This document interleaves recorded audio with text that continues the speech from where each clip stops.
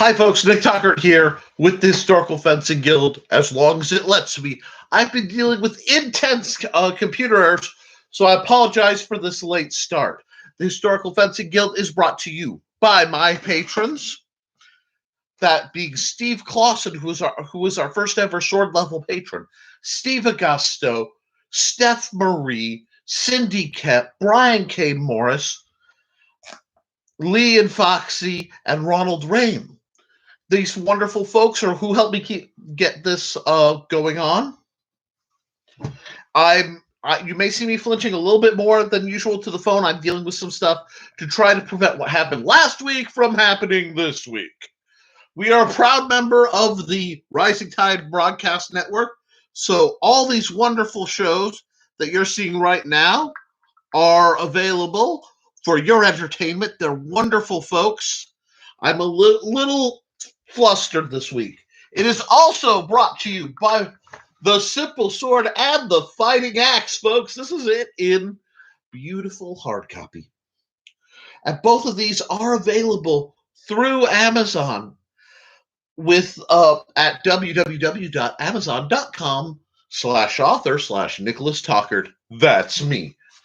All right. I have one more plug, guys, and we're going to get into that.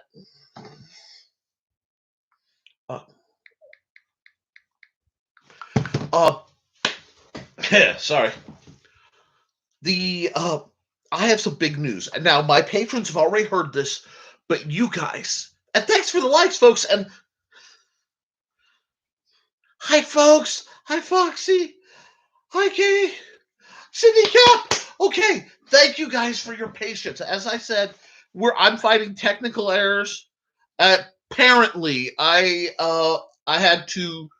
There were some extensions that I didn't install into my Chrome, and a couple of my passwords were compromised.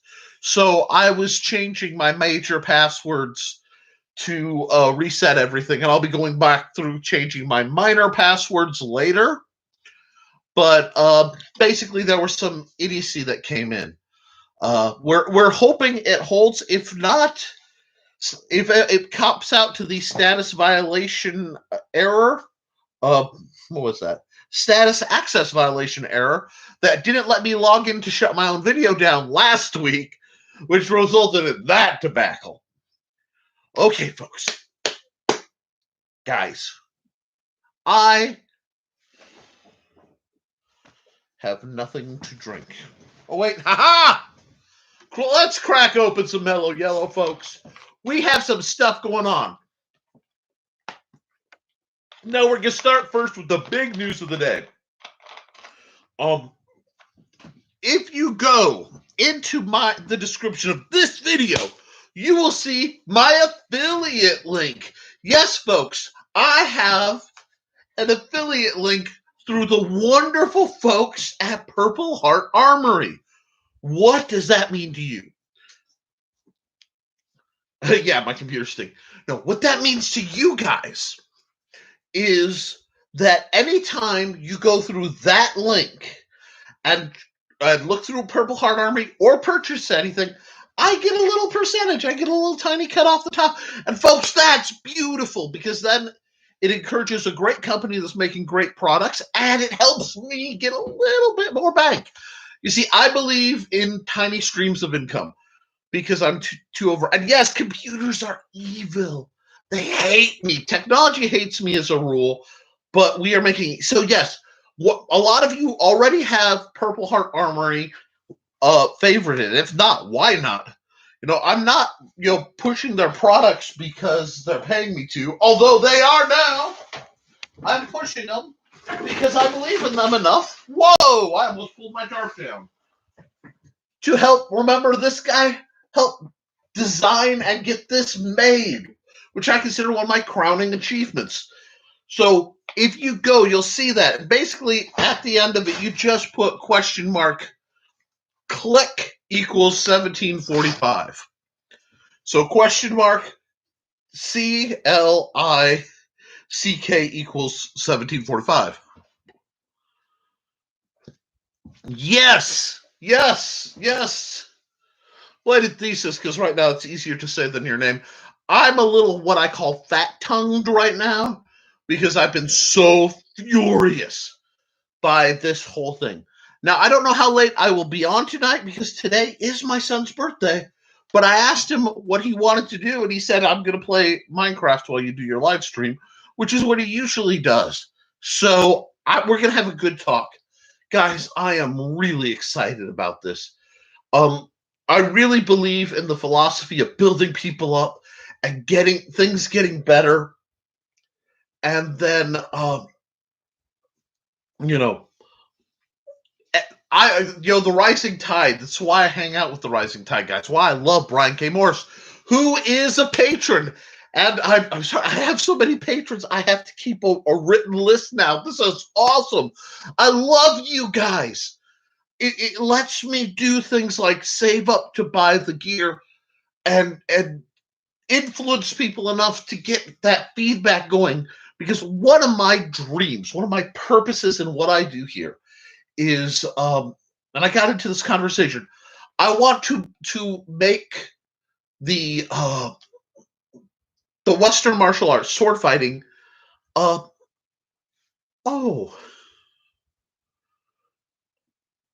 thank you and my condolences.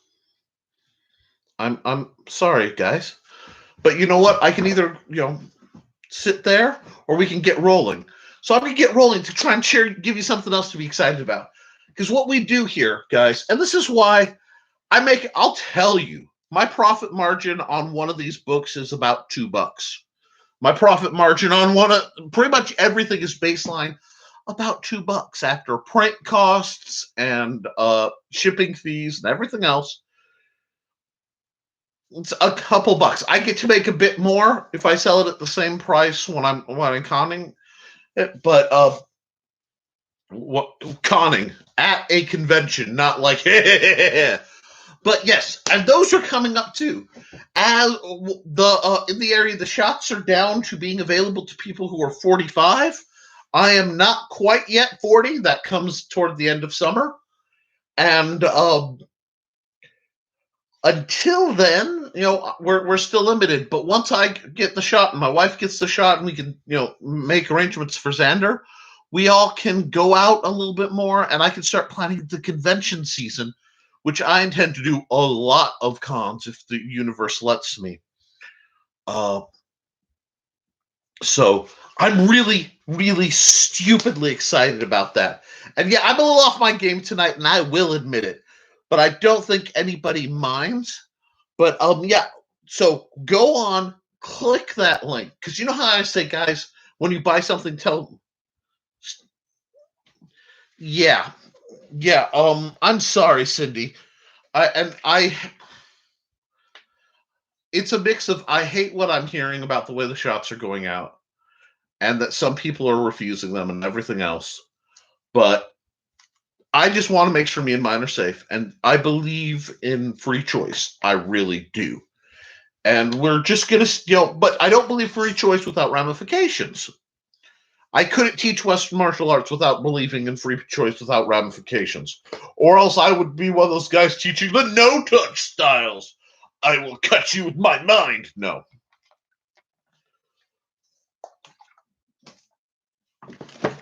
But, guys, there's some awesome stuff going on. There are a few sales and some really new good new products of note at Purple Heart. You got deep dive a bit, but the I.33 isn't available yet. Now, yes, once, and Steve's all happy because once the magic stick happens, I can invite some folks over, and I haven't gotten to spar in about 2 years. Now, we'll see. As you can see, I actually have new matching braces. This is exciting for me, folks. I was able to go out with just a cane instead of the crutch for a little bit. That's pretty exciting too. So I'm moving up in the world. And that's all it's about. It's all about winning our personal battles. Okay? Because when you look at the Olympic grade of measurement, there's going to be one gold medalist that year in the world at any given thing. Yeah, well, not quite. When the time comes, if I get offered cybernetic replacements and these stop functioning, I'm going to. I'll take it. Hook me up. I'm ready for some old-fashioned Shadowrun energy at this point. But if not, we'll deal with that too.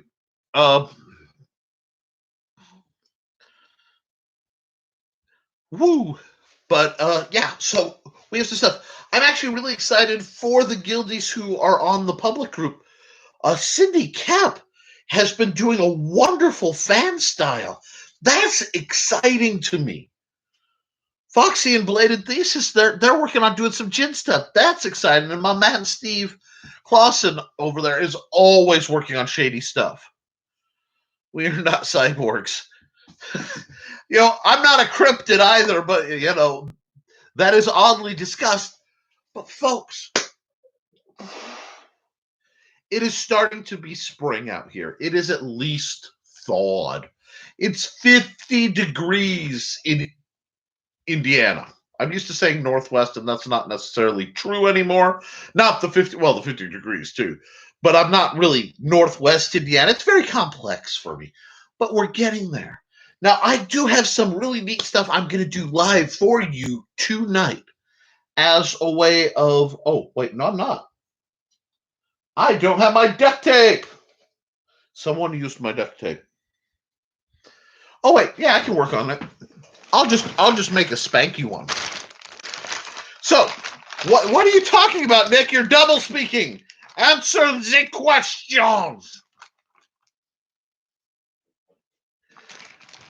One thing I detest is the difficulty in which gear may be acquired. Oh, the duct tape fairy came. Thank you, dear. I love you. She brought duct tape. Okay. Now, we have, whoops, I'm going to have to go off screen for just a second. Maybe. Can I reach? No. Dang it. I have to go off screen. Anyway, I went to Menards, and Menards is, Steve says hi, Amanda. She says hi. Mandy's kind of shy about being on camera. I respect that. This is a 5-foot stave of PVC, Schedule 40, half-inch. Woogie. This runs around $2. It's cheaper if you buy it in the 10-foot and cut it down, but I loaned or gave out my tubular cutter, which is something that I do frequently. So I had to buy a tubular cutter. Now, Nick, why are we talking about things? Because we are talking about the difficulty in making training gear. Because it's so hard and so expensive for light grade training gear. So I'm going to talk to you right now, live, as I prattle and answer the comments, about how to make your own training gear. What are we working this week? Well, if we're working on this, the Fighting Axe, probably should make a buffer axe. But before I do that, I'm going to show you how to make a light training staff. A bare minimum light training staff, I recommend 3/4 inch instead of 1/2 inch. I am working with 1/2 inch right now because it's a bit cheaper, and because due to the grasp, I need a slightly smaller to be able to manipulate right now. So we're working on it. This is about a $2 chunk of PVC. These are matching end caps. They slide right on. Now, you can and should glue these whenever you use them. Am I going to for the purpose of what we do? Not right now. If you pop one and pop the other, you now have a lightweight 5-foot perfectly valid staff. You can use this guy and lightly train, do spear exercises. You are effectively good to go. But we're not doing a staff today, so we're going to take the tube off the end. We're going to take the tube off the other end. And we're going to talk about making a training axe. Now we'll need a couple parts, and as always, we're going to keep expensive. So let's keep a running tally, shall we? Let's maths! Now was math invented or discovered? People on the Facebook public page know why that comment is funny. You have this, $2.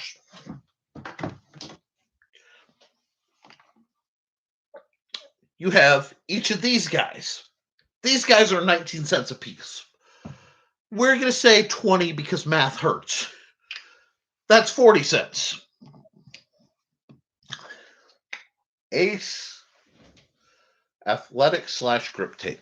Wonderful stuff. In black for sexiness. $1. Duct tape can be purchased at $1. You won't use these whole rolls. Now we need something else. Let me see if this is enough. Oh, there's a big piece. That's not quite enough. It'll be something else. Trust me. Get yourself a chunk of nice closed cell foam.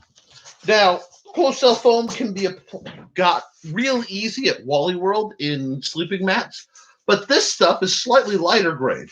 Why am I using it? Because this was used to package a plexiglass sign that was shipped to my library, which means this stuff came at the altogether favorite price of mine, being free. It just has some tape, and I'm going to make a mess because my garbage can is out of alignment. Okie dokie. We got foam. We got a stick. We got, let's reach in our bag of goodies here. Pull out another one of Handyman Secret Weapons. Sharpie. Nick, you should say permanent marker. No, I should say Sharpie. I am very rarely brand loyal to anything. I make exceptions for the sharpiness. Now, oh, that's too light, so that's... most people don't have the problem of where did they put their axe head. Okay. This is the Tomahawk. I talked about it last week. I haven't done anything to repair it. I'm tempted to just wrap some tape around it and be good, but we're not going to do that. We're going to do highly scientifical measurements. Precision implements. You're going to line this up like about so. Pull off Sharpie like so. We can put a line like so. See the line? Everybody happy? Groovy. This poor Sharpie got broke from somebody biting it too hard at some point. I don't know how that would happen. Now, in the wonderful world of fencing, this is a light grade boffer. Now, we're going to pull out this dude. This is brand new, out of the package. They run about $5. This is a tubular cutter. I have to stop giving people a need mine. But these are one of those little tools that change your life because you could... When you are a sword master, and at the time you own a little tiny car and you like making boffers out of very long materials, you get used to carrying one of these. Oh, this one's a lot lighter than my old one. So there was a time in my life where I never left the house without this in my pocket. And what I'm doing, it's got this lovely knob, and I'm just unscrewing it. Why are you unscrewing it? Well, this is a handy-dandy tool. See, it's got a little bladey area. See the blade? See the little roller wheels. See, Schedule 40 PVC. Now these guys will cut light. Let me get this where y'all can see what I'm doing. I can't see the screen, so you'll have to tell me nothing untoward. Okay, line the blade up with the line. Turn the handle. Now, if you pay attention, it buckles the PVC a little bit. That's okay. Understand that I am not strong in the grip right now, and certain repetitive motions like sawing would be most unpleasant. But run this. Now I've scored a nice little line there. I'm going to tighten it down a little bit more, and I'm going to twist it. Now note, I'm twisting this way. I'm twisting into the opening. Now I'm doing that because if I do it the other way, I'll try to lever it off. It's a pain in the bum. This twists and keeps it working. You should see the way I look walking through 3 or 4 of those. Well, see, with this, you'd be walking with 10 5-foot poles if you need to. And yeah, it happens to me all the time. Heck, I've been known to raid the construction piles for the new leftover chunks, because oh no, they had to cut off and throw away a chunk of PVC a foot long. Well, that's no good to anybody. The 4x4 relay done in the rednecks is a 2x4 relay. Anyway, I think I got that about far enough. Probably too far. We'll see. Unscrew, loosen up. Now, whoop. Oh, wasn't that just pretty? And the nice thing is that no sharp edges to deal with, no nasty dust, and no annoying noise other than my voice. So we have this. We have one of those on the ground. I could go get it. I could. A lazy guy would, somebody who's not lazy would go get it. I got spares. I'm not bending down more than I have to. Now, it can be a little dicey depending on if you over flexed it, which is fine.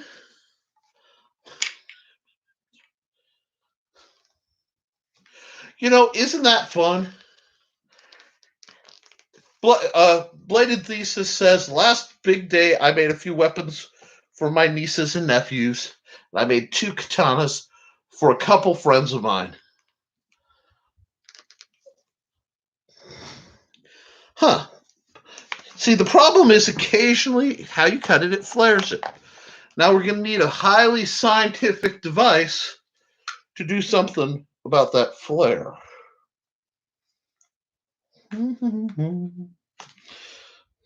Now, see, the nice thing, because I overdid it talking to you guys, which I don't mind. I just need to, there's a little bit of a lip here. Let me see if you can see the lip. See the lip? Not much. And I don't need all of it gone. I just need enough to persuade it that, hey, this cap, it's not a bad idea. So now we have this. And what is this, dear friends? This is a solution looking for problems. Somewhere the Screamer guys are like, oh yeah, get that flow on. I'm not quite a Screamer guy. Should. Oh, if you need curves, you open up the stovetop proof tip flow up. You can curve it. I've had success filling them with sand, using a heat gun and levering it slowly and then cooling it off. Nice. Okay, so we have this. This and this are, if you'll pardon my dropsies, close enough to the same for government work. Next, we need the other aspect of our good friend, the tomahawk. The axe. Nick, it's an axe. Yes. Axes are complex. Yes. They're hard to make. Absolutely. What you doing there? Well, what I'm going to do, and again, you see, boop, right. Da, da, da, da, da, da, da, da, da. Oh, I'll even do that. Get a nice little cut there on the thing, not on me. We'll go here. Now, it is at its widest about that far. So we just rough estimate for the back.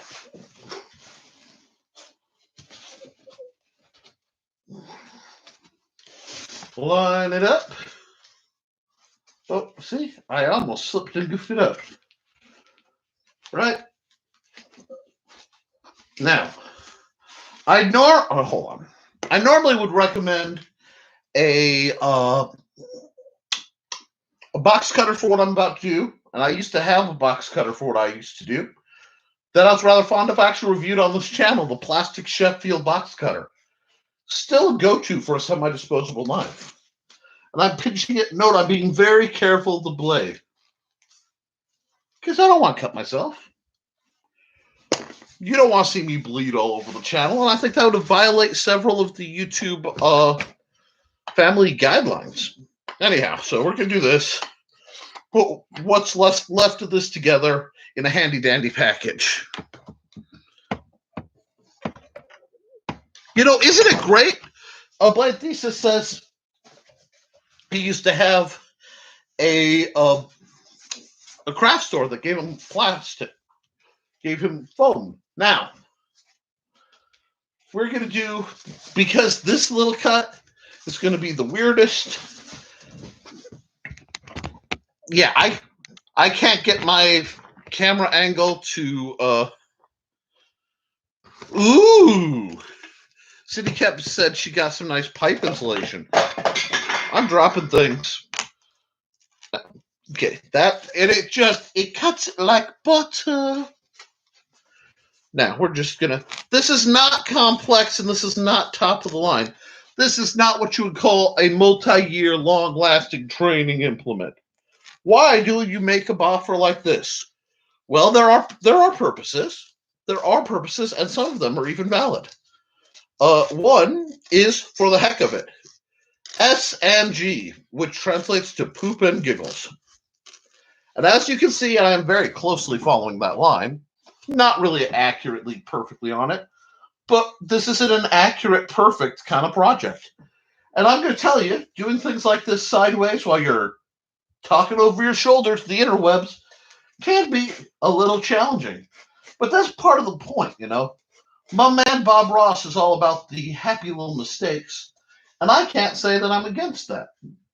Now, the stiffer foam you use, that would be like a camp pad or whatever. There we go. I kind of trimmed that part a little off. That's okay. What we have here, if I get through, there was some, I see what happened. Well, that's shady. There's some packing tape on the back, and it reinforced it. What you have here is the biggest vampire teeth ever, or how to be Hulk Hogan. Oh, yeah! But I'm not ripping my shirt. All right. Oh, we're done with that. No, we're not. We're not done with that. Because it is an axe, and I will show you why we're not done with that yet. So we have this nice little whoop, floofy stuff. We have Happy Dappy Axe. Right in the middle, fold. Check for authenticity. Would that annoy authenticity nuts? Yeah, then it'll work. Now, bit of a hint. I molded this way, and it is actually remarkably close in eye socket to the original axe. But this is not. This is rounded, which kind of sucks.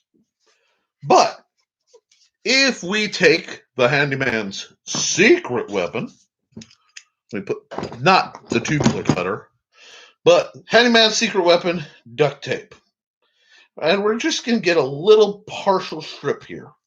By partial, I mean it's not down the line. I actually had to use a little strip for medical purposes at one point. So having about a 2/3 strip of duct tape is not uncommon around these parts.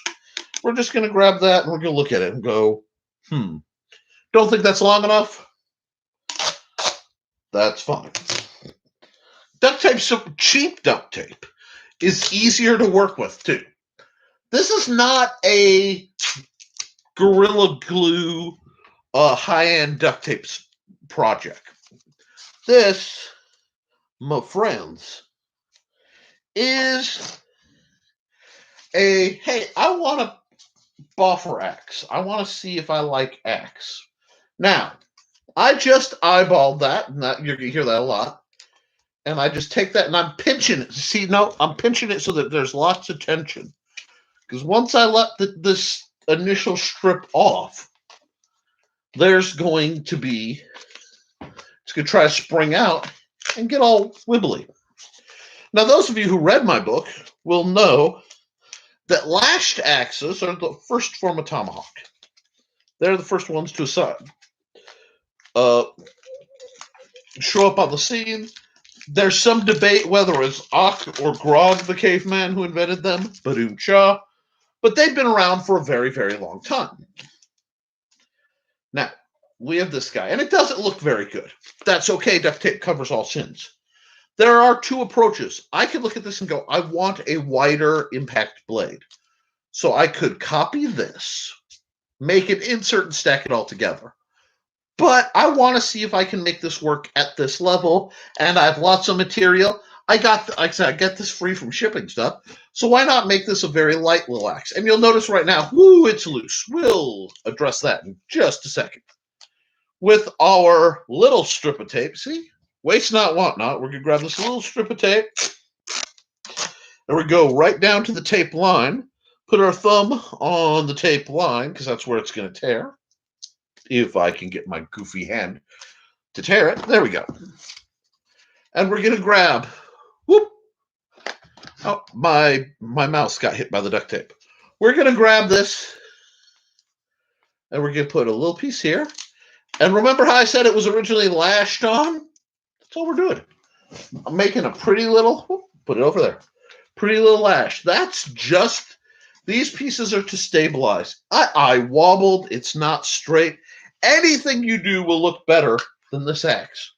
But being that I'm here, I'm just going to take, this should answer the question, hey, Nick, is your knife sharp? Yup. Sharp enough. Now, this striking edge will pose a problem as it is. Why? Because all the force is going to try to make it billow. So what we're going to do is we're going to just take my knife and get this just about as even as I can. Now, I know this is probably not what you signed on for, but hey, no worries. That's what the show is. Now, we'll put this away. We know it's that long. We give yonder strip. This is a big strip to cut a little piece out of, and I hate cutting little pieces out of big strips. When I had that little piece, I just said, oh, I won't need that. I'll need it for something. Told you. Now, already the axe is useful because you see it has a hook. So, I can reach down yonder and use it to bring this so I don't have to try to get up on my chair. All we're going to do is eyeball, because again, guys, axes don't need to be precise. Oh, it's out. I left it out. Bad Sharpie etiquette. That. And then I'll just go pretty well straight down from that. Again, this is what's called a disposable boffer. Just a shoo. That's a little narrow. I don't like that. I'm going to widen it. There we are. Now, happy little square. Where did the busted lid to this? Now remember, folks, if you like what I'm doing, don't be afraid to hit that like button or subscribe. Be sure to share this around and consider becoming a patron, because you're seeing what I do with very little income. In fact, part of my goal in life is to delay the use of the money I make from patrons until I have enough to do something spanky. Now, what would I do spanky? Well, my beloved patrons have 3 swords they were looking into, basically. And one of them was a Honshu long dagger style that I still might get. One is the I-33 by our good friends at Purple Heart. Please follow the affiliate link and go through them. And one was by Blue Gauntlet, and it's a synthetic fencing saber. Now, I've had foils put up, but I like the saber guard, and I'll pay a couple more bucks for the saber guard. This is going to give just a little bit more impact to the axe blade. It's going to diversify the head. It's going to diversify the force just a little bit, and it's going to make things work. Now, I know part of you is looking, Nick, this is pretty ugly. You know what? It is not my prettiest buffer.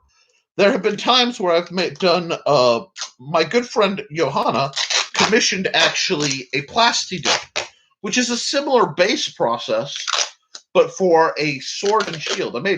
They were beautiful. Hated letting them go. But when the weather is regularly above freezing, I may do some more plastidip. That's neither here nor there. Now, I took way more than I need. That's typical. Very American of me. But we're going to do this. Boop. Now what I'm doing, line it up about half. See? Smooth it out. Now I want to get right here. We're going to tear this off. Is this the fanciest, rightest way? No.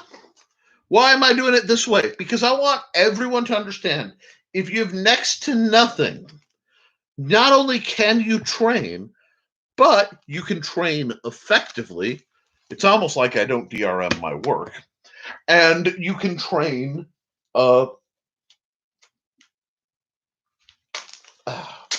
safely. Well, that chunk of tape got a little discombobulated. That's okay. I got to use one of my favorite words. Oh, we're getting some messages. Let's see what these are.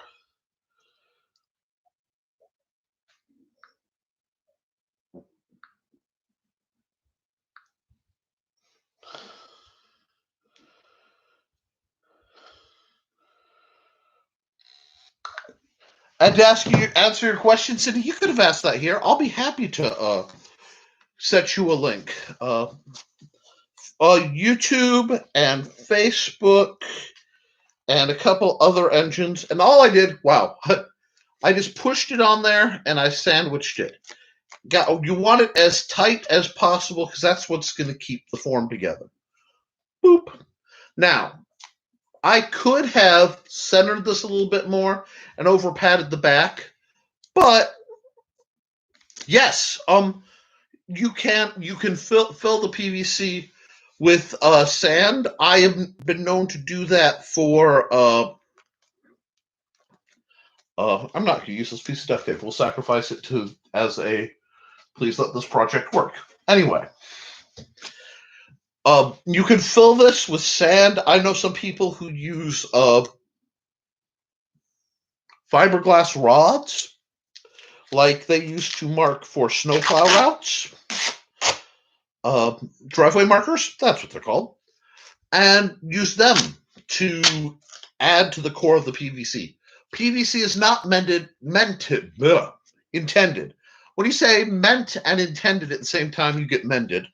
But it's not meant for truly excessive use. Buffers should never be an excuse to go hog wild. Now, Steve right now is laughing because, knowing Steve, he'd probably go hog wild with crowbars, but that's, the old days. And that's Steve Clausen, not Steve Augusto. Steve Augusto's a sweetie, and I need to get him out. Steve Clausen's a sweetie too, but in a scarier fashion, as so many of my friends are. Now we're going to type. What I'm doing, I'm just wrapping this, and I'm keeping everything tight on the edges because the duct tape's going to give that tensile form to it. Now you can't.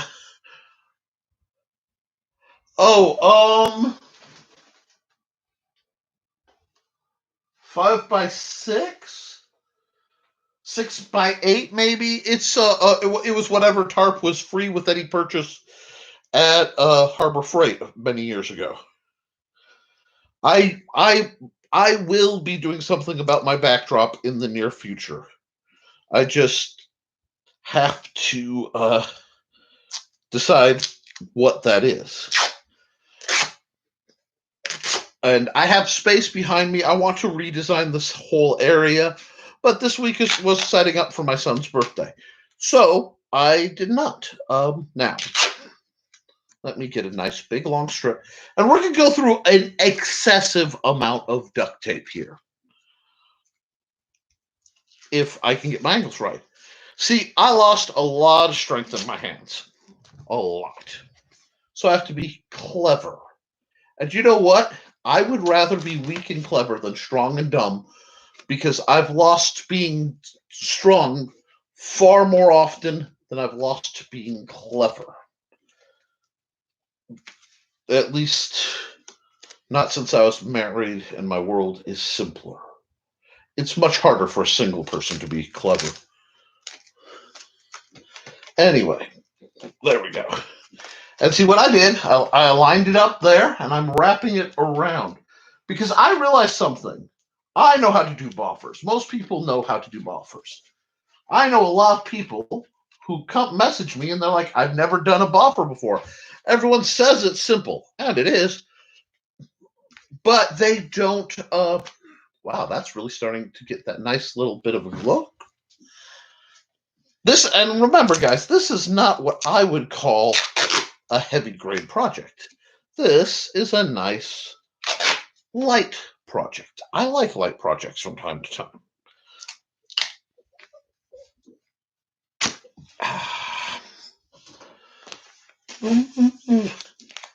Now, we're just going to take this and we're going to slide that over, and trying to keep it where you can see it is actually kind of difficult. I may have to set up my over-the-camera cam, but I want to reach 1,000 subscribers, because according to YouTube, if I reach 1,000 subscribers, I can broadcast live streams.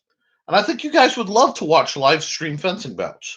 I think you would find that entertaining and educational, especially with, ongoing narration. Understanding this isn't so much a sporting event, it is a training situation. And you'll get to see what works and what doesn't and what should. And I think that would be good. So we'll just keep ripping tape. Whoops. And yeah, any other questions, feel free to ask. I had a lovely... Don't you hate when that happens? Let's see if I can get it. Nope.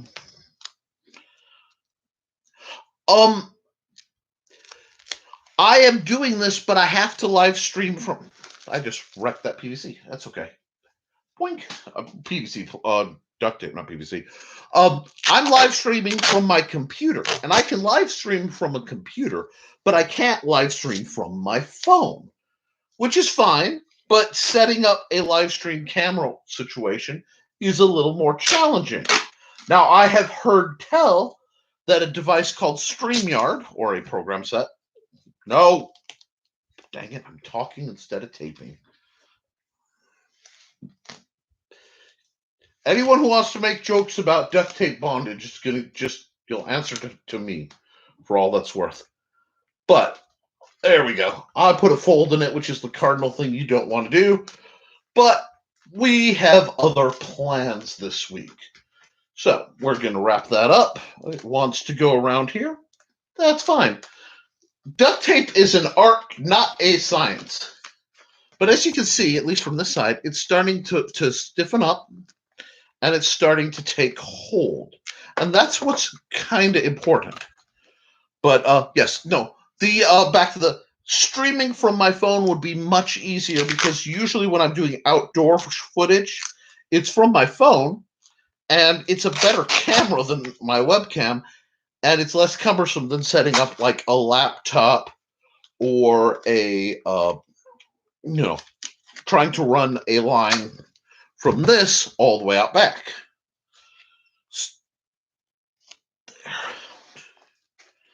There, out internet is back. Oh, okay. Your internet's back. Well, I'm glad you're back. You didn't miss a lot. Be sure to hit the like button while you're here before you get bounced. Not by me, though. I love having you here. Anyhow. And yeah, this isn't pretty.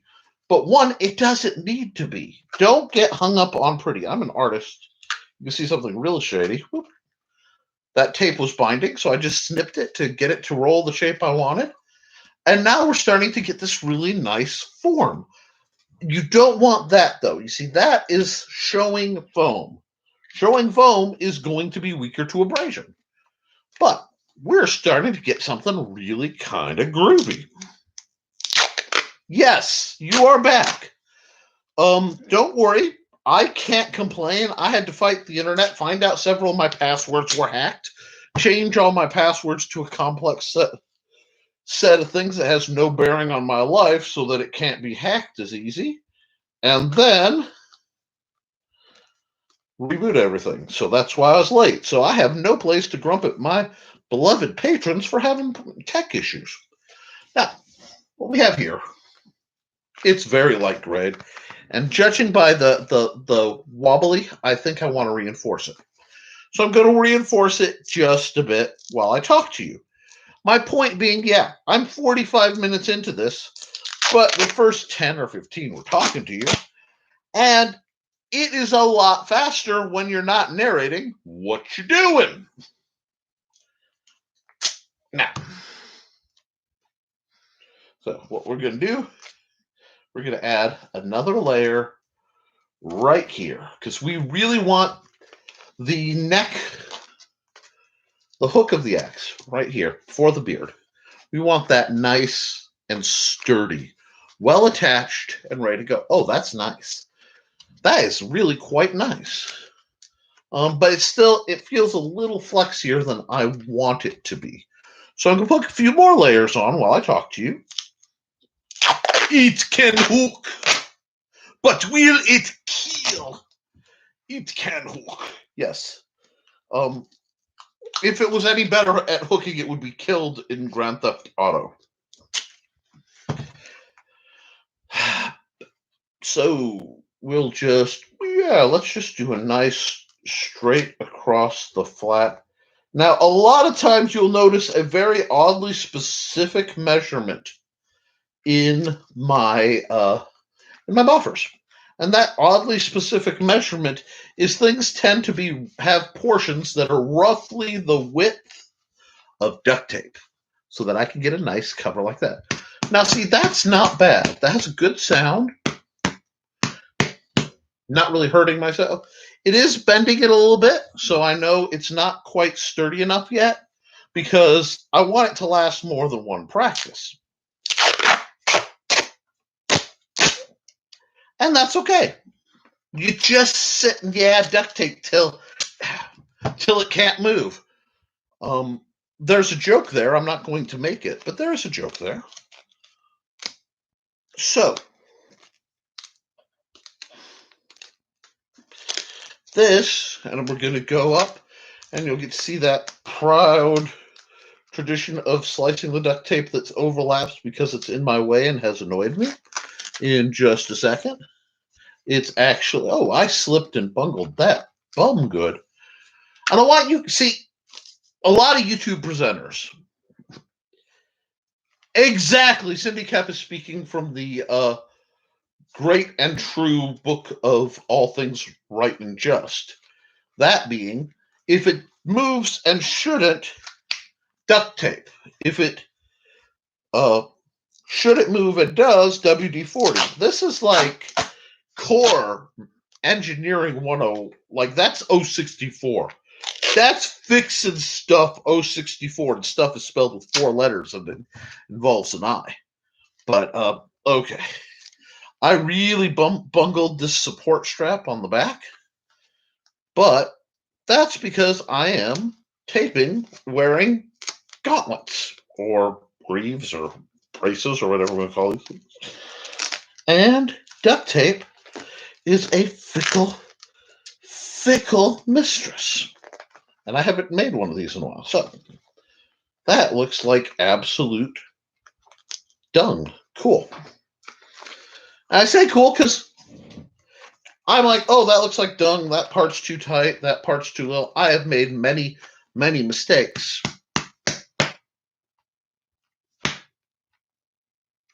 Now, I am actually whacking the tar out of myself quite stoutly. And I told him, that's pretty good. I could stop there. I could stop there and be just happy as a lark. But I have a problem. The problem is, 1, your hands get a little sweaty. 2, and importantly, I am something of a perfectionist. And if anybody's going to perfect the art of building stuff out of junk, it's yours truly. Now, the problem with PVC, amongst a few of its more colorful traits, is that it gets slick, especially if your hands get sweaty. Now, note, this is cut at roughly 45. I'll have to adjust it, but that's okay. It's not perfect because, of course, I'm doing it on camera.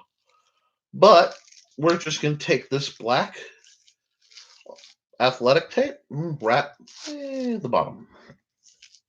There we go. And we'll come around once. Oh, it started to roll on me.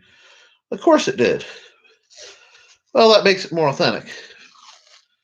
And we'll just fop that roll. Because, see, if the fabric tape gets a chunk or roll in it, that's fine. You know why? That just adds more grip. I don't like that piece, so I'm going to double over. Now, if you wrap a string under it, you can add more grip lines. But what I've got here, whoop, now we'll do a little bit here. And anybody want to guess what I'm going to use to safely cut this open? Oh, yeah.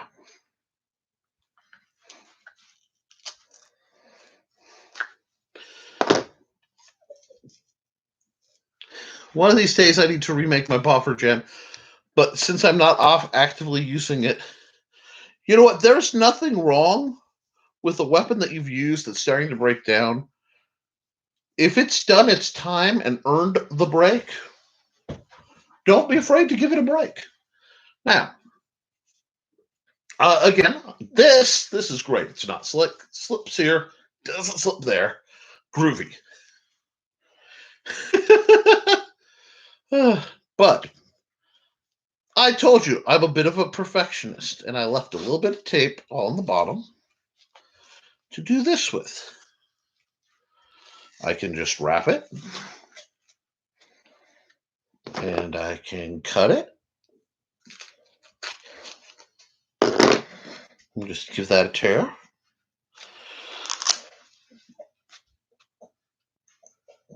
Why am I wrapping down there? Well, one, aesthetics. And I'll probably wrap the top just because I think I. Two, you'll notice that feel very tight. This is a little small for two-handed wielding, even for me. Though I might, for S&G, make a better fighting trainer. But I feel like doing. It doesn't have that flair yet. I want. Guys, if you're going to use whatever you can find, and you're going to make something, you know, it's got to have style. It might be a redneckified Hoboken-y, I don't even know why I said Hoboken, but, improvised style. But it's got to have something that says, hey, panache, let's just do this like so. Pat it out. Now, I think I might add more duct tape to it later. But look at this. This, friends, is a beautiful little axe trainer. The other thing you can do, and I kind of advise it, is just a stout strip, and I think I will. I think I'm going to actually wrap the length of it this way. Now, why am I putting this here? Well, and I should have done it first. That's what I forgot. Duct tape can be occasionally aggressive. So we do something like this, and I forgot that I do this first because it's been so long.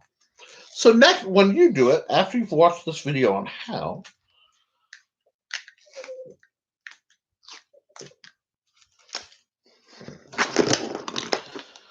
this is going to take some of the annoyance out of the duct tape.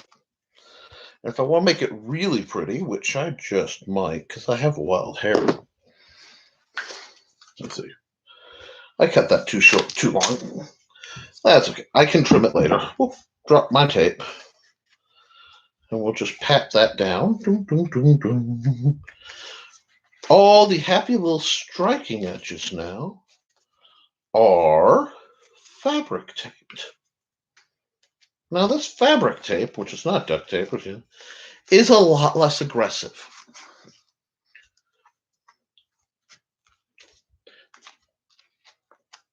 Now, Normally, for structure, I would put this first and then wrap the ends to secure it.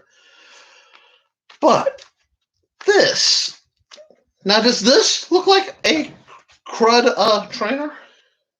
Ooh, not bad. There's a slight imbalance to it, but that's expected. I kind of like that. And it's there. You may see this again once I've done a little bit more. It needs something I haven't quite decided yet. I may even wrap the whole head in this fabric just to make it a little sturdier, and I like the duct tape on the side. Anyhow, so what we need, it needs something. It needs something, folks. And I know what it needs. Tagging. Now,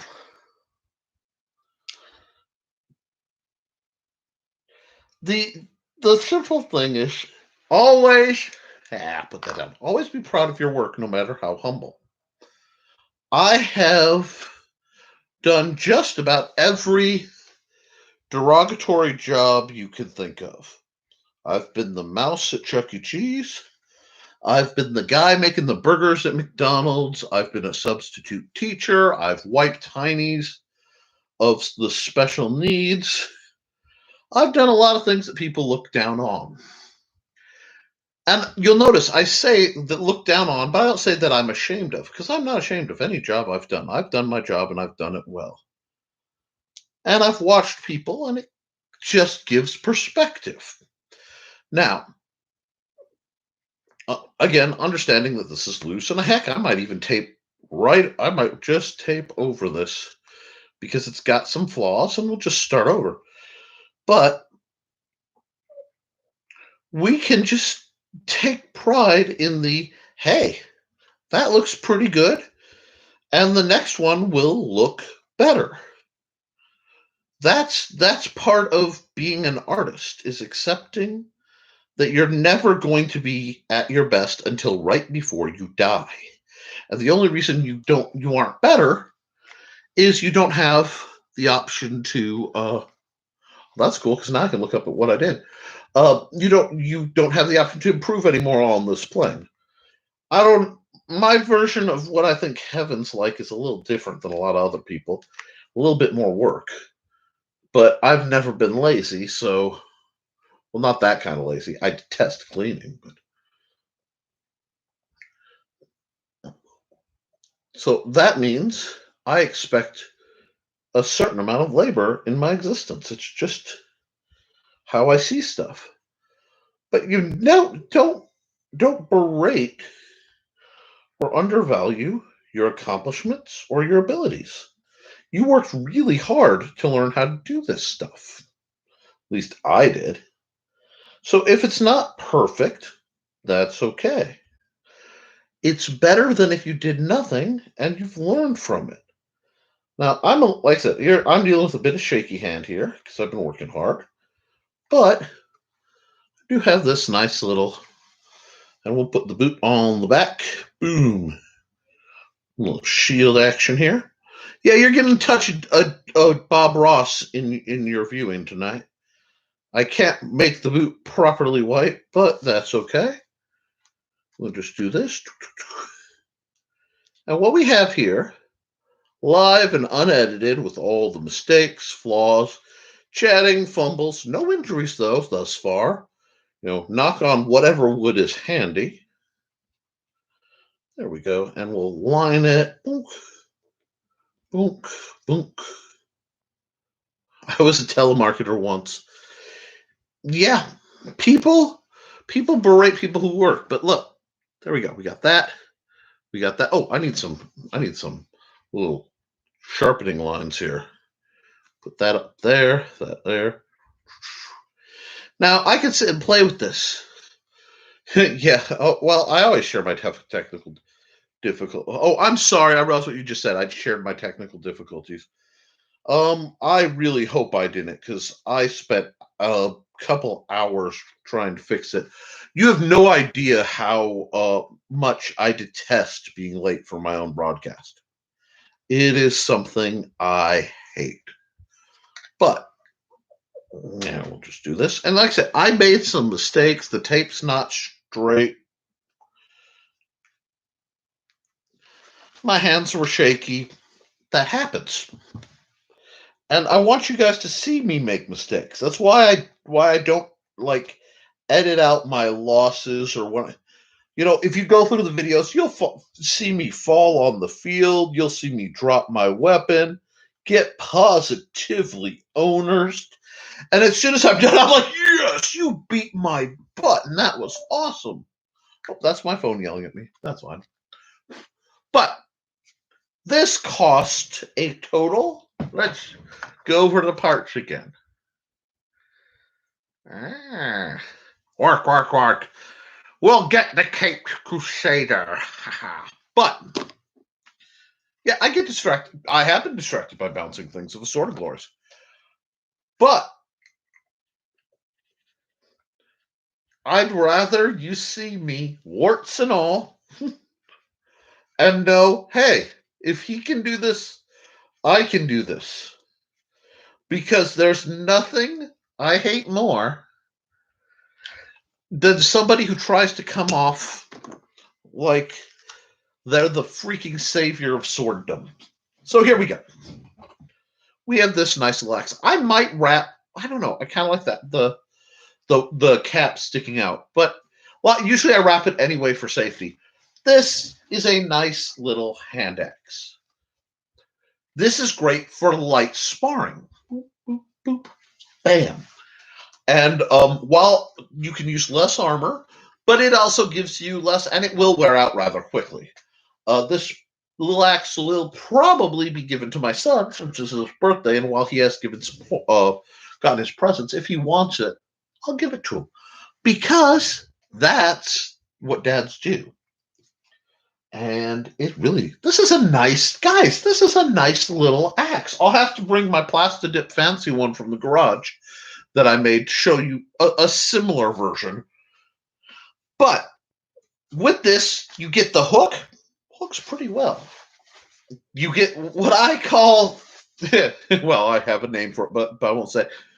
But you can just sort of cookie cut things off with this little sharp dragging edge. An axe is a wonderful, elegant, fast, dedicated weapon. And I love them. This is how, and I described this method without the fabric tape really in the fighting axe. I actually talk about what I just did in here. But for my viewers, for my fans, and for my patrons especially, I always try to give just a little extra. You know, I want to give, something special. So I will be shooting a similar build video for a very different trainer that will be going up first on the Patreon account sometime next week.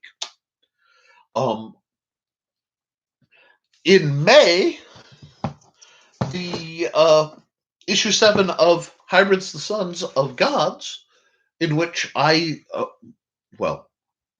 have the Hybrids Quick Play as part of the package. That's an RPG that I designed, and part of the big one that I've been working on for a year and change. So keep that in mind. This is just me plugging some of my projects while I look at my work. And understand, if I can do this under these circumstances with rudimentary tools, you can. I mean, the whole thing was $1, so this is it was $2, so this is a little over a foot. That's $5. We'll just keep it simple. Say 50 cents worth of PVC, 40 cents free foam, but it would be a few cents worth of foam, duct tape, or some Sharpie, and a bit of time. And you can have a really kind of nice light axe trainer. And with this, we can talk about high grip, we can talk about middle grip, we can talk about low grip. We can hook, we can cut, we can bonk. This is a handy training tool. I intend to write up and publish a whole game based around the PDF. The PDF system is actually quite a bit different from the hybrid system I just developed, but in similar spirit. I make rules light, fun heavy, easy to process games. Now, I want one thing. You see me, I'm grabbing and I'm pushing. Yes, so that is in the works, but that will probably be through Amazon Direct. I don't think that will go out under my other titles because I do want to keep some things just under my title just for personal sovereignty. And it's not that I have any issue. See, I'm a perfectionist in the imperfect. And what I'm doing is all the squeezing and padding isn't just, vaguely autistic style stimming, although I'm not going to lie, there's something to it. I'm making sure that the tape and all the different angles has had time to set. Now, should this wear off, I can just take a box cutter, cut it off, get some more foam, put a new foam. I can make a longer beard. I don't really, the really long beards. So if I did a beard that's hung down like so, that's not a good angle. Anyway, so if it looked more like that, much more classic Viking broad axe, I could, but that's putting a lot of faith in the foam, and I'd almost want to put like a leather or something core, and that gets a little safety hazard. So I want this to be very, very safe. And like I said, I wanted you guys to see fumbles, how easy it can be to just make something. And this, you pick this. Now, I will say, this is volume 1. This is volume 2 for a reason. This is a little addendum book. It is functional by itself. There's a lot you can glean in the specialties. So, we'll just put a little hooking action in there, right? And I do break down the whole process I just did for a boffer grade trainer. There are 2 other trainers I can talk about. The HDPE trainer, which I bet you guys can guess the method, and the hybrid. The hybrid axe trainer is making, instead of using PVC, you custom shape an HDPE, high density polyurethane. Ethylene. Anyway, and you have it. You can shape and then put a foam head for safety. That being said, if you want to buy trainers, I was looking through, and Purple Heart has a nice line of very sturdy, hefty trainers. Hi, Foxy. Welcome back again. So I really recommend going back through and seeing to that. Get yourself a trainer, train with it. This is soft enough that it's fairly tolerant for what you use. So a heavy pillow could even be used. I love like the tubular cylinder couch throw pillow styles. If you find one of those cheap and you can suspend it, lightly whack, actual heavy bags that you would box with, those are great. But this just, it flows, it moves, it axe strikes, very easy, hooks. The only problem is it's a little spinny, isn't it? Now see, that's bothersome. This spins too much. And I hate that in a weapon.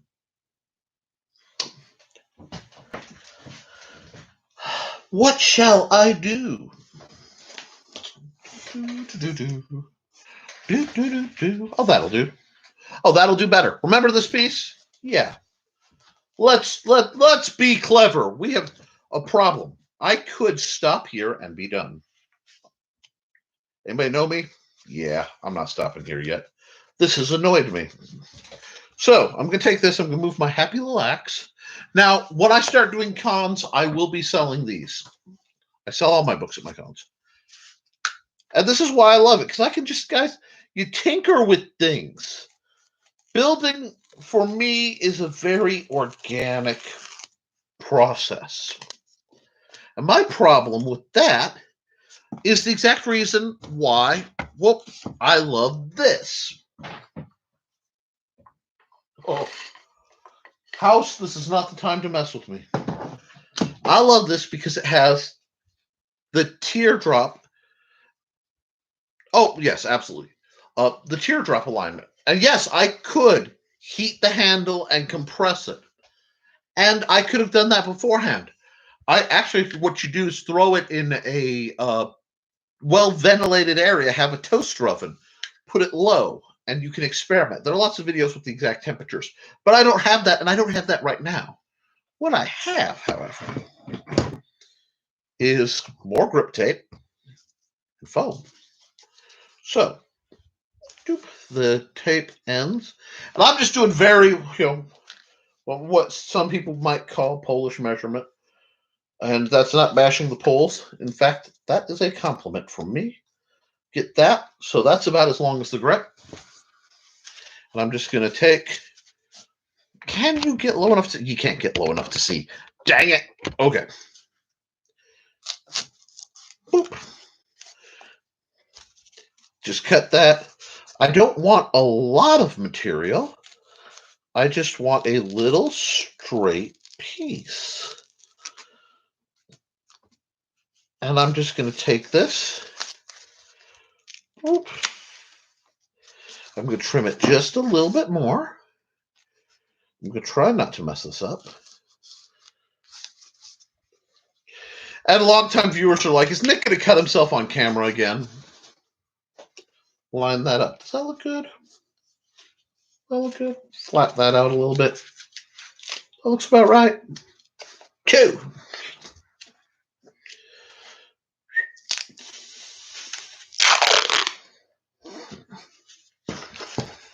I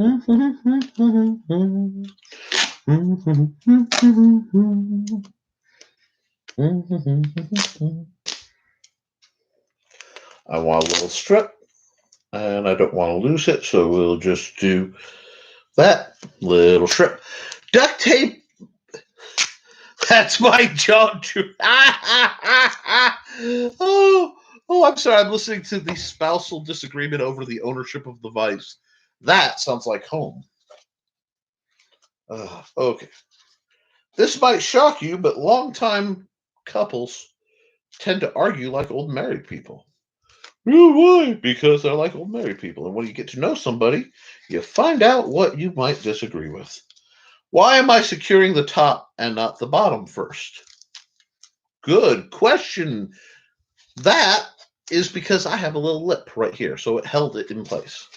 Why are you using duct tape? It's not plastic. Because I'm not 100% sure I like it. And I have more duct tape than I have the other grip tape. Remember the other half of that strip I made? Oh, yeah. And yet I used it last. Hey, I make jewelry too. In fact, Steve mentioned that I am a gnome at heart. He's not wrong. And never gnome alone. But, there we go. See, how's that? See, I like that. That makes me happy. That actually makes me far more happy than I want to express. Because not only now do I know exactly the edge alignment, or very close. Did I get off on that just a little bit? Let's look at that. Oh, yeah, I'm about 5 degrees off. But there we go. We can fix that. We have the technology. It's called pushing it to make it do what you want. Dang it. Okay. Now, we'll just do a little higher than that. Wrap the fabric tape. Boom, boom. Probably could have done this the whole length. Probably should have done it the whole length. But, guys, this is how prototyping works. Every time you want to make something, and I've made axes before, it's just I haven't made this axe. And every time I make it something, I get a new valuable lesson. What this is going to give me, because up close in the high and middle arcs, I'm going to have absolutely no problem. And I'm just going to wrap that off and go a little extra, just like I did on top. Take my knife, one last cut, trying not to cut myself. Hey, I didn't cut myself. Yay! Drop the knife, though. That's okay. I'm done with it anyway. We just fold that in, fold that in, fold that in. Yep. Use the axe to slide the knife to where I can reach it. Boom. Happy little axe. This, you know what this is, guys?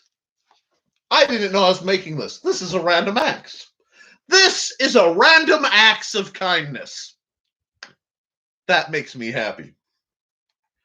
Well, yeah, less hand shock would probably be better padded on the backside, but it does give it a squeezy grip on the front, so it makes it very positive. Yes, Cindy Kev heard me say random acts of kindness. Hold on, where's my Sharpie? Here we go.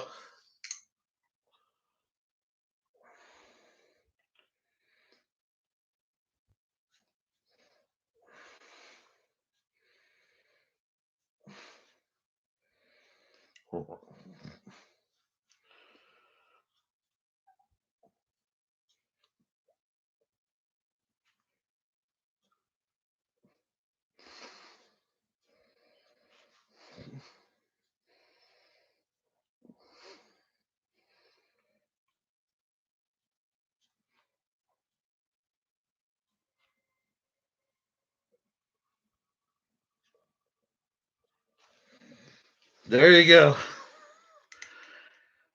Random acts of kindness. Well, that's probably going to get rubbed off during violence. But yeah, I have a few. Okay, that's Julia. Rolls eyes. Her wrappings are brilliant, even if she will argue with me. Less hand shock. So yes, folks, the Random Acts of Kindness is officially born on the Historical Fencing Guild YouTube channel. I'm not the first one to make one named this, but I won't be the last. Bam, bam, bam. That's nice. That's nice. The edge alignment's slightly off, but it's also a boffer, guys. I mean, there does come a point where this is not a massive craftsman tool. But I do like this design. I like the inspiration of this design. Perhaps a HDPE version will be made in the future. If that's something you guys want to see, I like being killed by Fluffy Bunny. Well, Fluffy Bunny really needs to be a great maul. Big maul, big hammer with a little bunny face. Yes, this is how small I am. I could actually get my happy little two-hand grip here. Oh yeah, this is going to inspire another training weapon. I like that. See, that is the karambit. No, that's the hello karambit. Yes, that's the. Oh, you know what? I forgot that was in Skyrim. I actually forgot. Oh yeah, I feel like I'm set to solve problems, folks. So we'll take a break and talk about our sponsors. Oh, nope. Wee! Whoop! The Historical Fencing Guild is brought to you by me throwing everything all over the place, and the Simple Sword and the Fighting Axe, both available through Amazon on www.amazon.com/authors/Nicholas Tockard. That's me on the back. And I have two of the sexiest author pictures that I don't look like at all. I am supportive of your actions. We are also proud members of the Rising Tide Broadcast Network. And the next thing up, because it changes, is, Armchair Rocket Science is delayed because YouTube hates my friend Joe Dog. #free Joe Dog from to live stream. But it will be Comics, Chaos, and Sass on Facebook Sunday at 10 p.m. Look up Rising Tide Broadcast Network on Facebook. It's also brought to you by my lovely patrons, who are these wonderful people who've been talking to me, including, we're going to say Bladed Thesis because right now my speech impediment, Steve Clausen, we've got Cindy Kep, we've got Ronald Riehn, who I often forget to mention, and I'm sorry about that, Ron. I will do it more often. Stef Mari, the amazing Brian K. Morris. Also, John Miner over at Swakhammer Metals, who probably thinks there wasn't a video because I was late hopping on. Oh, it was a Vanilla Skyrim. Okay, good. I dig that. I absolutely dig that. But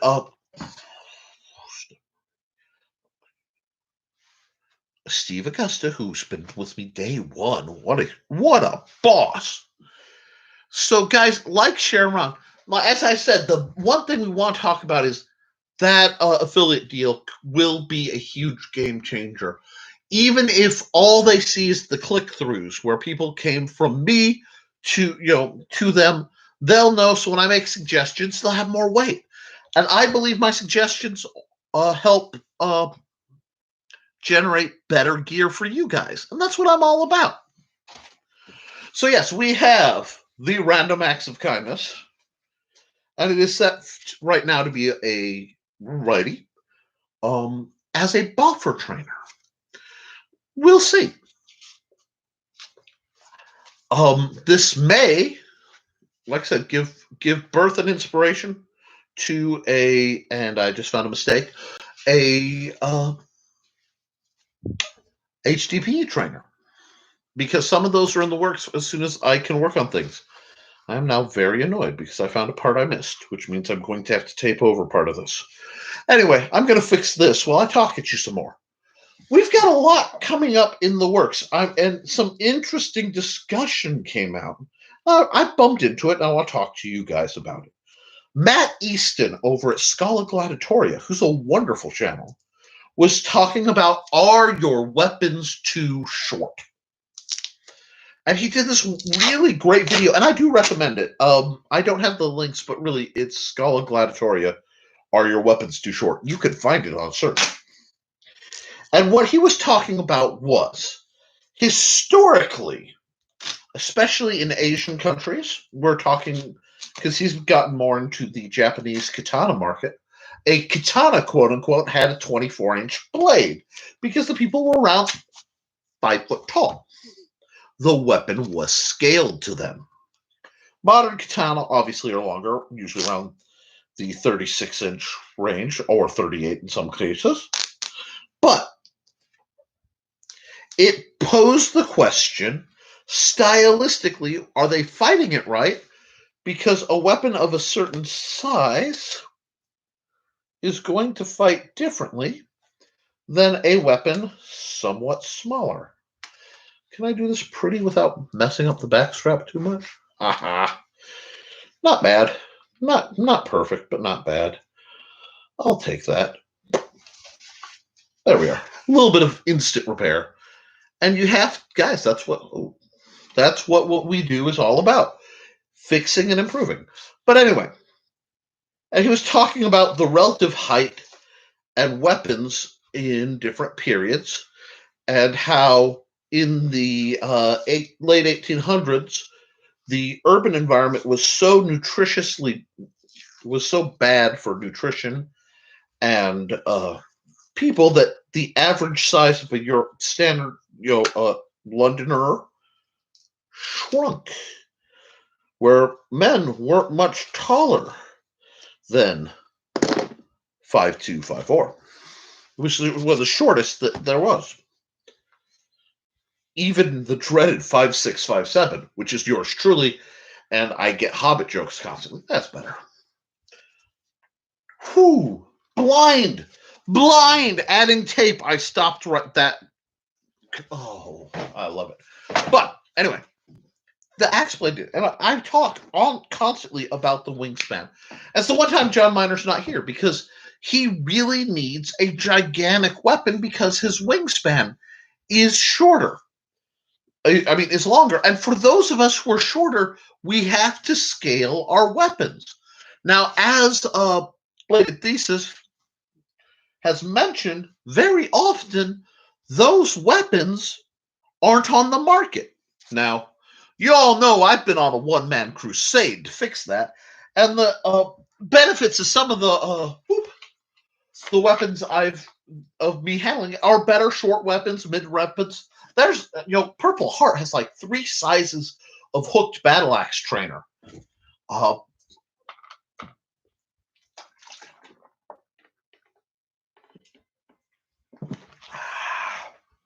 Woo!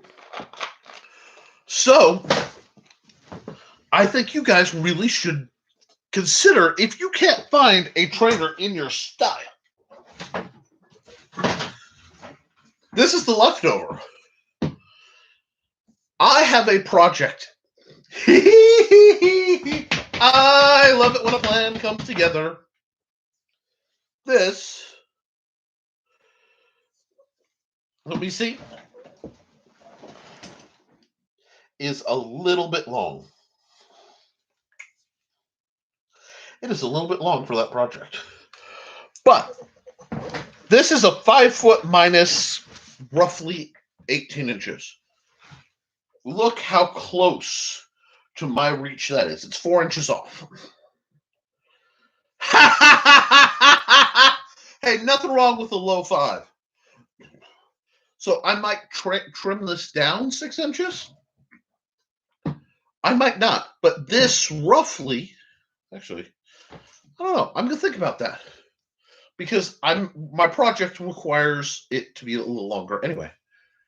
This would make a really good two-hander for me.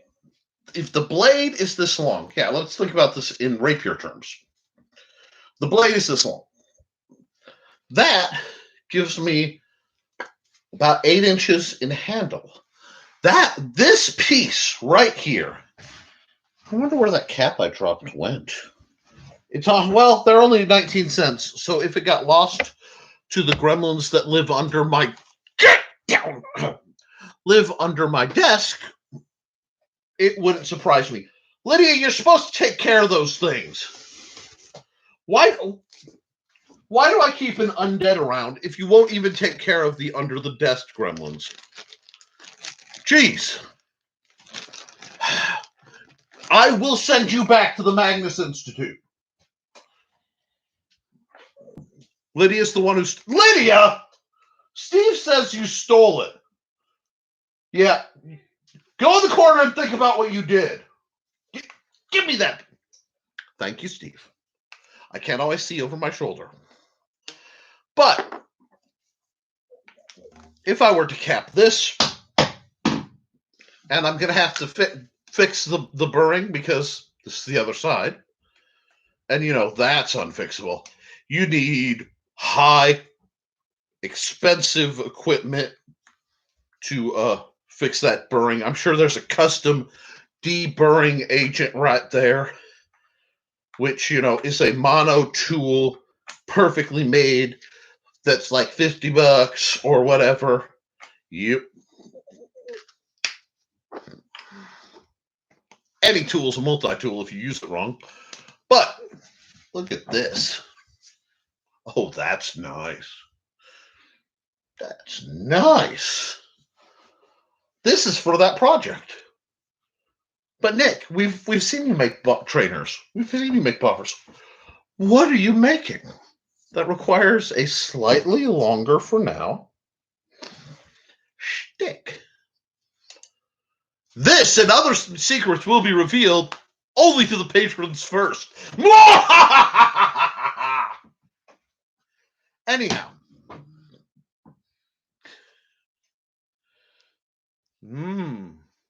Skittles, huh? Foxy wants me to bribe you. You're not the first kitsune who's told me to bribe things with Skittles. In fact, I bribe my favorite kitsune with Skittles from time to time. I travel in odd circles.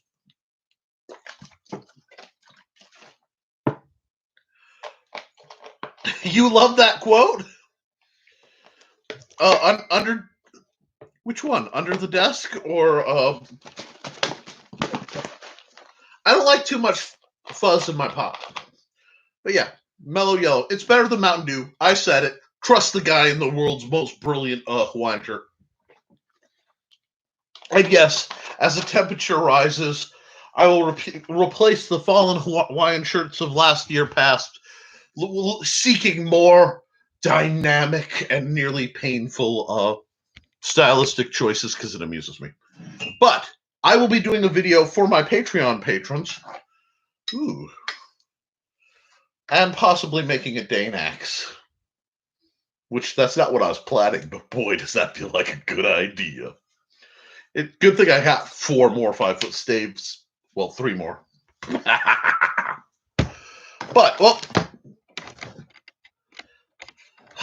not the first time I've hit my computer with an axe. Wow, that's a big screen blocking blur. There we go. Any tool can be a multi-tool if you use it wrong.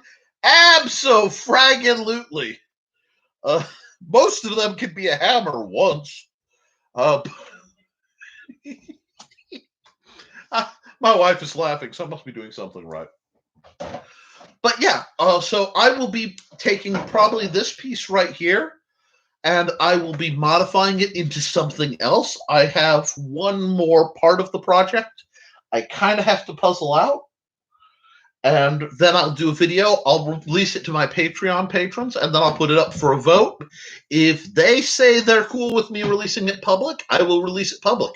If they say, no, it is mine, I will simply say, okie dokie, and enjoy. Let's see. I tried and failed to teach my sister-in-law rapier. She was actually shorter than Foxy, and I don't think she was serious enough for my style of teaching. You know what? Not everybody, it would shock you, but when I'm working with people one-on-one, it is radically different between students and between colleagues. Because when I have somebody who, like, for example, Steve Clausen. Steve is not now or has ever really been a student. He has been something of a colleague and a bit of a challenge in a good way to work with. We had to feel each other out and understand what we were about. And when he realized I wasn't going to be one of these guys to talk down to him, we could have really good, meaningful discussions. But some people need a very strict, ordered approach. And you will find that those two groups are kind of in opposition. People either really like a laid back,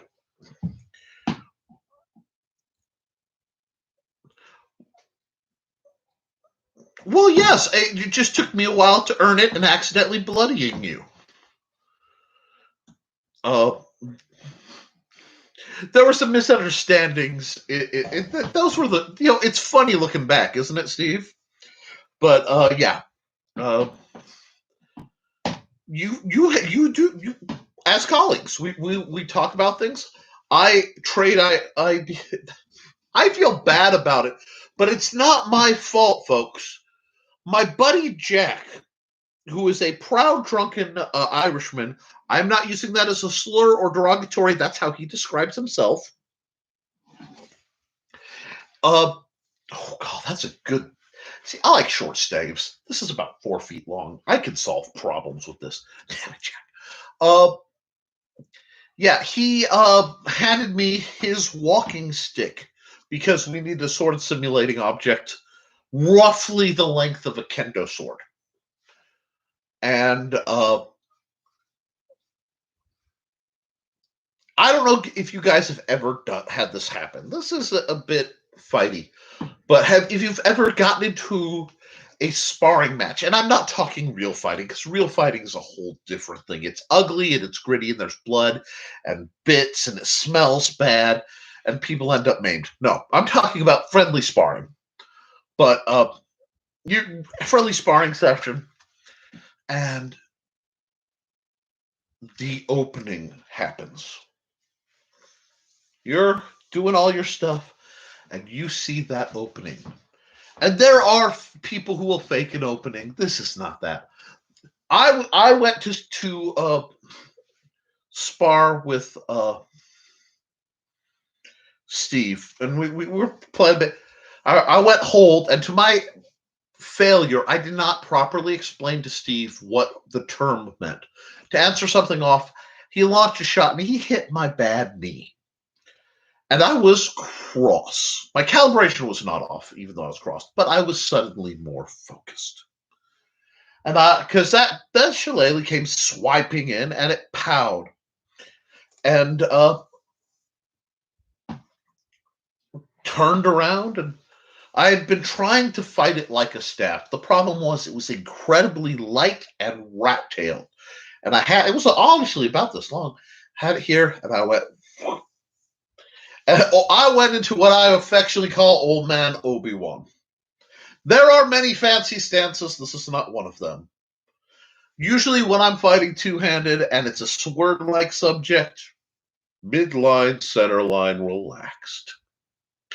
I'm a solve problem. Usually just a slight canter. It's just old habits. A lot of it comes from saber days and strange things picked up. And I'm here, and Steve's got the Shinai. He's holding it one-handed, and it does that. And I swear on a stack of Bibles, it was an overcast day, the clouds parted, and literally that sparkling, dusty gleam of light shone on his forehead, and that my body was not, it was just step, snipe, and just smite right down. Because I saw the open, took it, and was reset, and went, ooh. And we're about to have my wife, she's still mad at me about this. She's hopping. She has her glaive, and she wants to play with Steve because Steve can take it. And I look, and it looked like something out of an anime. This grin expands off Steve's face like, you hit me. And I would have been delighted for the next part, but as he did it, the trickle of blood came down.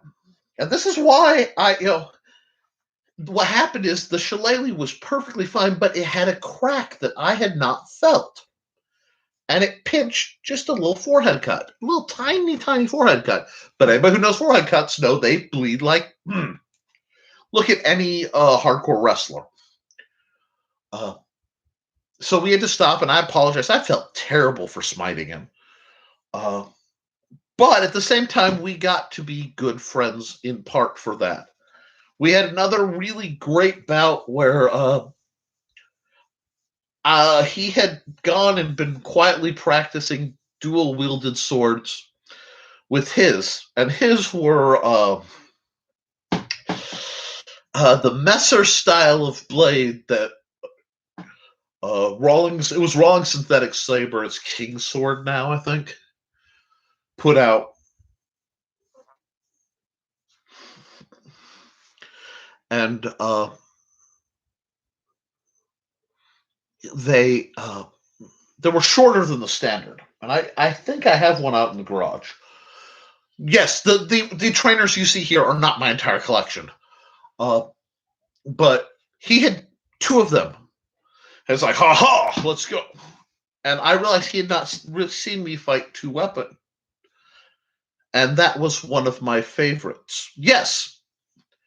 And so we got in full armor. I actually put on my old leather and brass Lorica, which has to be cleaned up. It molded as leather does, and I'm deathly allergic. So I have to get an arrangement where my wife can clean it because she used to work horses. And I'm not going to be around. But we had, and it was fun, but it was ugly. And see, Steve was at that time and is still probably a better knife fighter than me. Yeah, he's a better knife fighter because he's more aggressive and close in. But I was pretty damned good at that point. Pardon my French.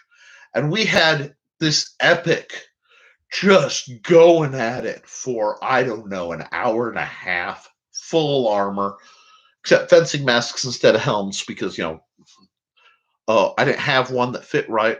I do have a helm somewhere. But, and what happened is sort of earned respect was formed. And from there, we had really great conversations, and I could get what I want. I love a martial arts dialogue, either with somebody more educated with me than me on certain things, or less educated, but on enough of a level that we're not trying to prove anything to the other. We're trying things, and it's sort of like trying new food at the Chinese buffet. Hello, Michaela Jade.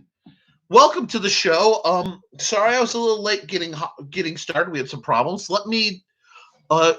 I was prattling, and Blade Thesis said, "That's funny. My good friend and former seafood was named Jack. Taiwanese and incredibly funny when you got past the walls of teacher-student." Yeah, and it sucks to have to maintain that. Yes, I do. I smit myself as a teen. Still haven't the scar to prove it. Okay. Yeah, that was a fun trip to the hospital. I think I soaked 4 or more hand towels. Oh god, those head ones are terrible. Of course it was my fault because even 12 of us like do it already. They just came. Gotcha. So, hi, Michaela. What you missed in the first hour or so was the crafting of what is now known as the random acts of kindness. I went over talking about how to make a boffer axe with some slight stylistic and taste additions on what is shown in the fighting axe. And I'm going to drop things because I've made too many of my catch saves. So that was necessary. Where is that book? There we go. So in here, when I talk about, because I like little books that tell you a lot and are cheap. You don't need things to be, whoa, let's not do that. Okay. Don't need things to be expensive. But basically, I go over how to make trainers for axes because a lot of people love axes. And I don't know, Michaela, do you throw knives or axes? And if not, why not? I'm curious. Michaela is an accomplished archer, and I do love archery. I also don't know if she's a hunting archer or just a heart. Oh, no, see, I have negatives and stuff, so I'm used to dropping things. The trick is, I want to keep it at about a rule of 2 to 5, where you do throw axes and knives. Since we're sitting here, may I ask what? Awesome! Please don't ever think I have any bashing of hunters.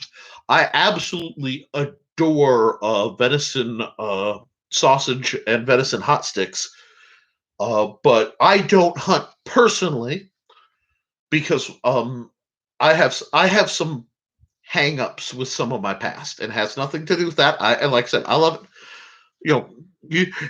So he said he was the one that teach me the words for snot. Literally translates as nose. We'll say poop. Yes. Okay. See, that's fascinating. Michaela, which axes and elk burgers? Oh my gosh. Now, see, I do like odd meats. I enjoyed alligator enough that I'm not intimidated by them anymore. And though I have not eaten it, the thing that helped me most deal with my arachnophobia was a video where one of the like Anthony Bourdain style cooks, but it was before then, was down in in Brazil, and he met people who were catching tarantulas. They bait them, catch them, wrap them in leaves, fry them, and he said they tasted remarkably like Dungeness crab. I love Dungeness crab, so finding out sort of one of the embodiments of one of my great terrors is actually delicious. Oh, valid point. I do not have a favorite axe. I will say, as long as it's not made of pot metal. Yes, a snake can be a little rubbery. Most reptile can, but it's not bad. Gator's not bad at all. And bears, amazing. But I like bears. Bears make sense to me. You don't have a favorite axe? Okay. Do you? I am curious because I'll sit and talk this. Do you throw traditional camp axes, or do you throw hawks, or do you throw like lifestyle throwing axes? So something fancier than say this.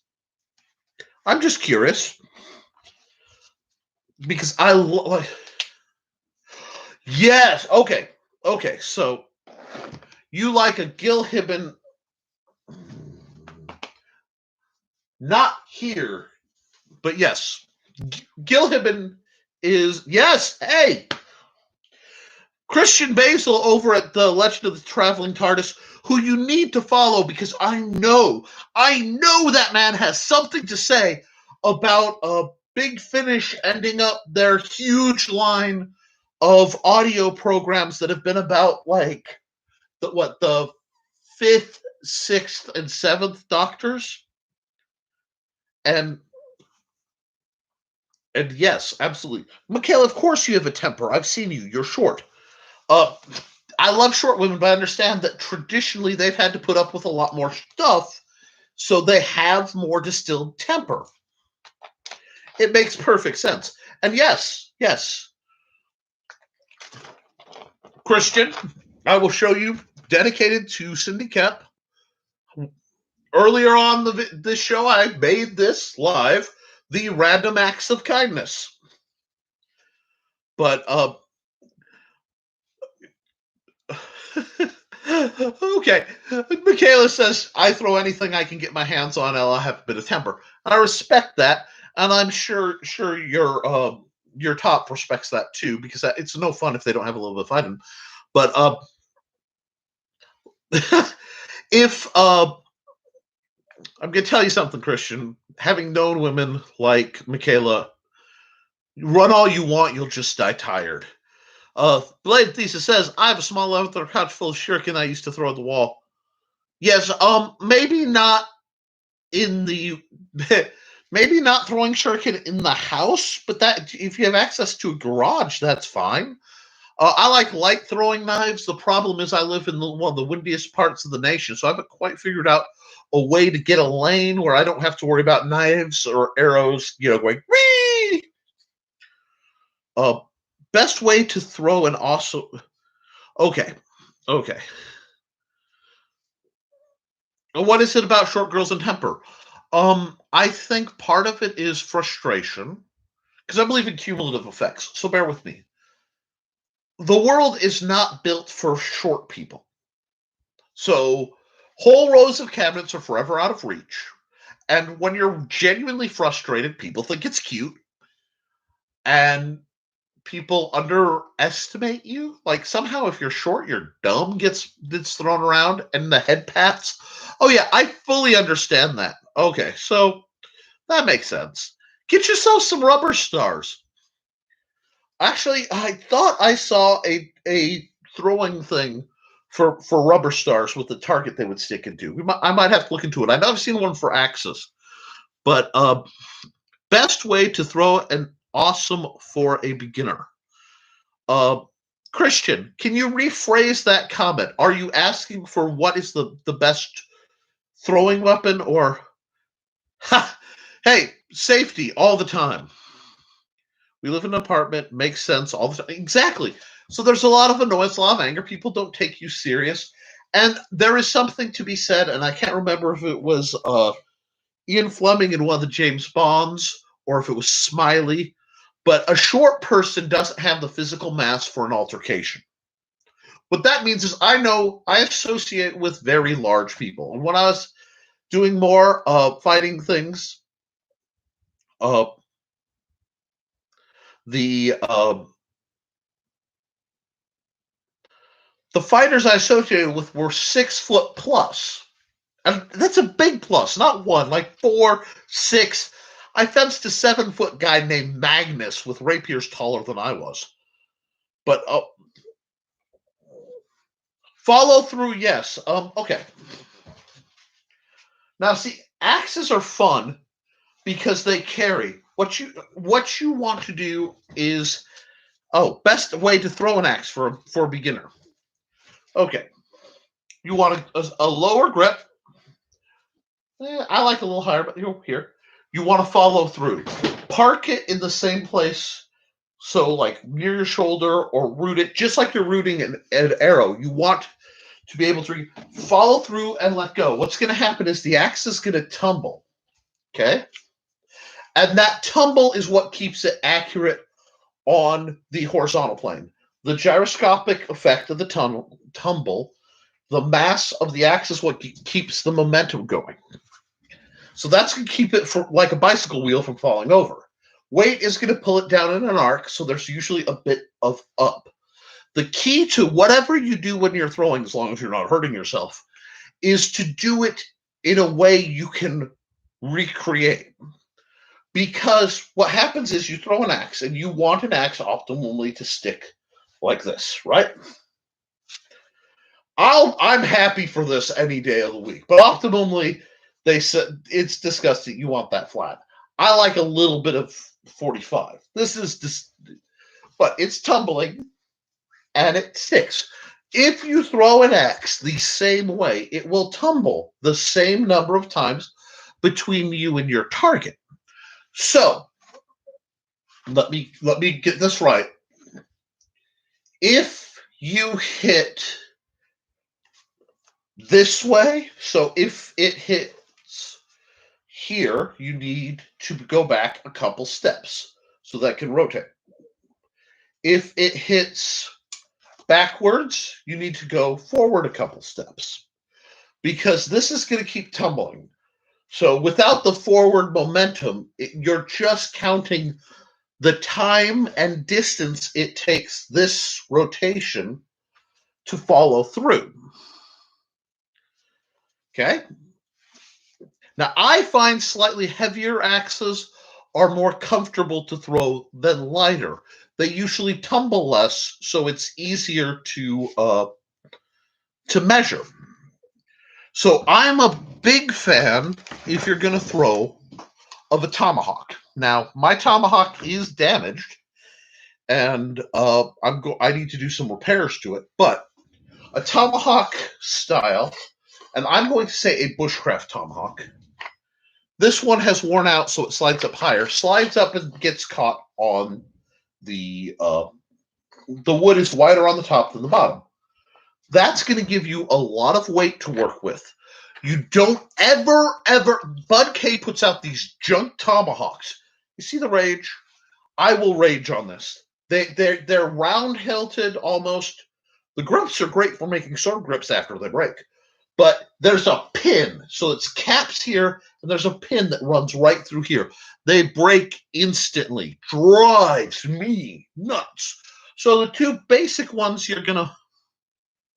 Hey, you know what? Thank you for stopping by, Michaela. Check on this on the rerun. We're going to have a lot of fun. I try to be educational. Good night. And always think about it. Guys, if you don't follow author Michaela Jade, she writes amazing stuff. She's Risingtide to the core, and she's just a good person.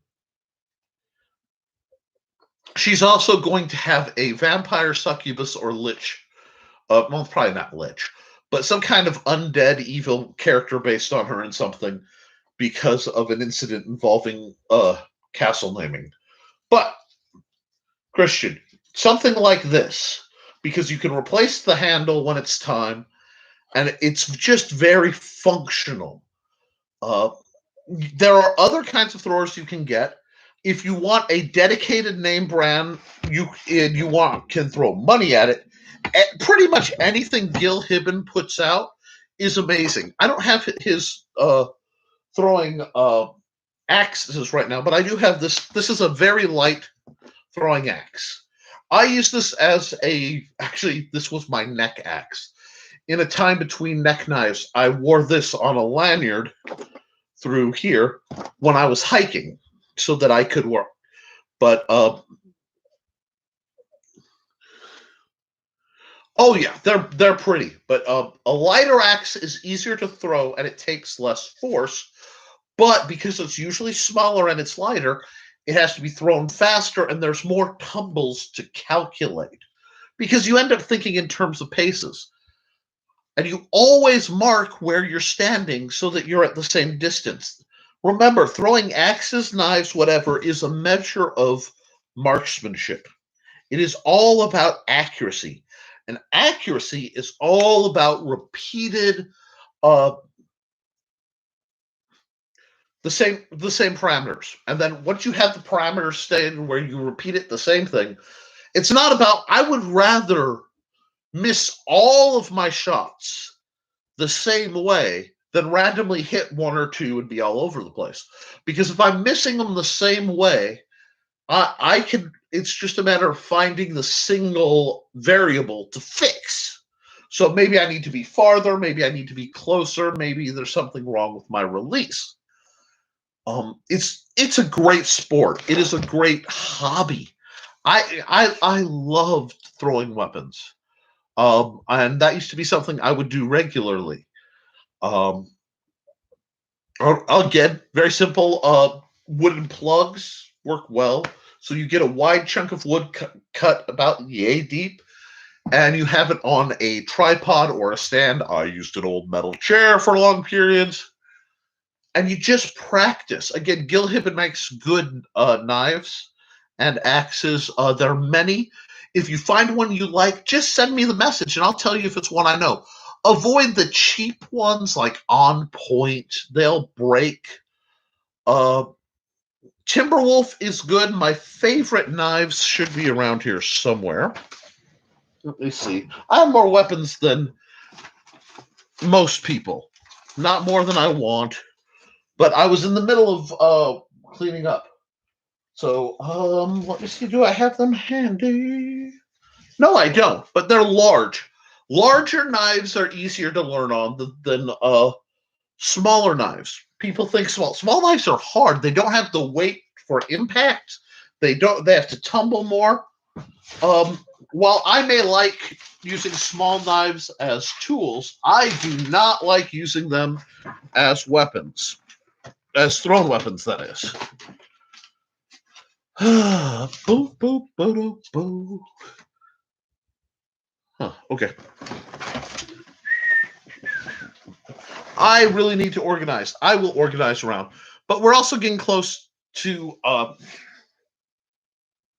the line. So what I will do is I will message you, Christian, some of the axes I like, some of the knives I like, and I'll be happy to help. Also, always consider becoming a patron, because whenever a patron asks me, basically, I want a video on this. If it's in my bailiwick, I'll do a video on it. And it's increasingly lively. Plus, in case YouTube falls out or Facebook falls out or whatever, I can always put stuff up there. So we're going to keep that. I am running late because I started late, so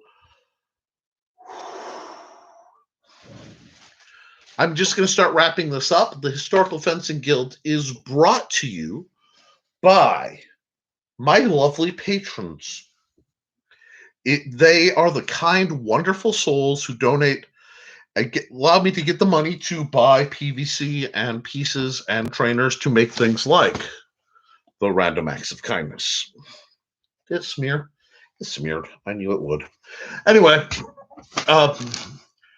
it's brought to you also by my Amazon, where you can find things like the Simple Sword and the Fighting Axe. These are 2 parts in a book series I am doing. The Historical Fencing Guild's Manual of Defense. This is Volume 1. This is Volume 2.